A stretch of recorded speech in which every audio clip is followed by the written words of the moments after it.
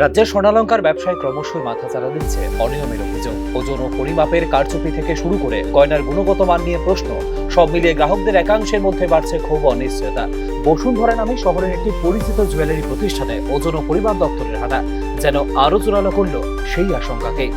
দপ্তরের এই অভিযানে ওজন মাপার যন্ত্রের অনুমোদন অনেক আগেই শেষ হয়ে গেছে বলে জানিয়েছেন প্রশাসনিক আধিকারিকরা। But the expiry, the certificate of the machine, that is last year verify হয়েছিল 1 বছর, now it's already past 1 বছর পাস হয়ে মোটামুটি 10-15 দিন তৈরি হয়ে গেছে।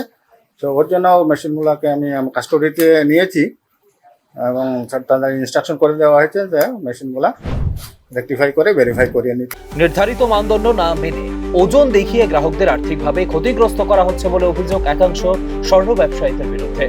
যদিও এই ঘটনা বিচ্ছিন্ন নয় বলেই দাবি ভুক্তভোগীদের।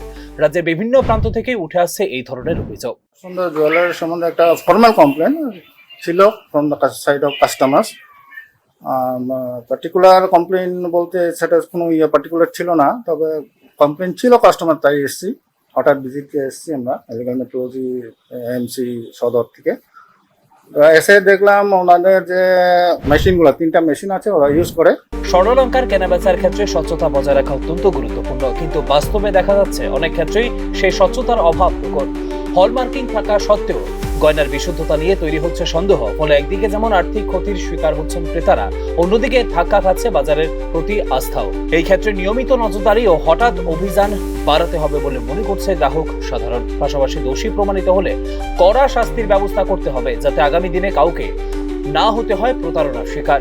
ওজন ও পরিমাপ দপ্তরের সাম্প্রতিক পদক্ষেপকে তাই আইসবার্গের চূড়া বলে মনে করছে অনেকেই। রাজ্যে স্বর্ণ ব্যবসায়ী এই অনিয়মের শিকার কতটা গভীর, এই ক্ষেত্রে প্রশাসনের নজরদারি কি যথেষ্ট?